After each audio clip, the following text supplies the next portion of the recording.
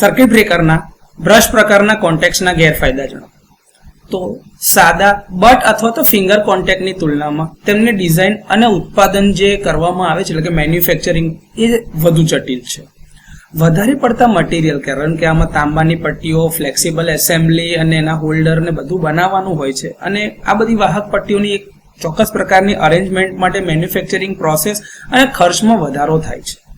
સમય જતાં બ્રશ ઉપર ઓક્સિડેશન, કન્ટામિનેશન એટલે કે ભાઈ અલગ અલગ પ્રકારની અશુદ્ધિઓ જામવી અને લૂઝ પડવાની સંભાવનાઓ ધરાવે છે. તેથી સમયાંતરે આનું ઇન્સ્પેક્શન અને સફાઈ જરૂરી છે.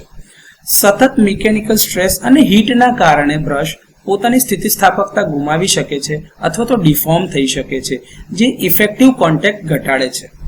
ફ્લેક્સિબલ બ્રશ સોલિડ કોન્ટેક્ટ જેટલા મજબૂત નથી, તેથી તેઓ વિષમ સ્થિતિમાં ઝડપથી ઘસાઈ શકે છે. બંડલ કોન્ટેક્ટ્સને કોમ્પેક્ટ બટ કોન્ટેક્ટની તુલનામાં સર્કિટ બ્રેકરની અંદર ઘણીવાર વધુ જગ્યાની જરૂર પડે છે.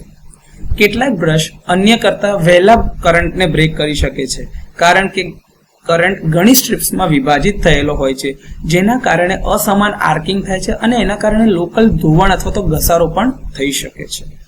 કોમ્પ્લેક્સિટી જે છે એના બનાવવામાં અને ડિઝાઇનમાં અને મેન્ટેનન્સના બધા મુદ્દાઓના કારણે આધુનિક હાઈ વોલ્ટેજ બ્રેકર્સમાં બ્રશ પ્રકારના કોન્ટેક્ટ્સ ઓછા પસંદ કરવામાં આવે છે, જે આપણે બટ અથવા તો ટ્યુલિપ પ્રકારના કોન્ટેક્ટ્સ વધારે ઉપયોગમાં લઈએ છીએ, એટલે કે એનું પ્રીડોમિનન્સ છે.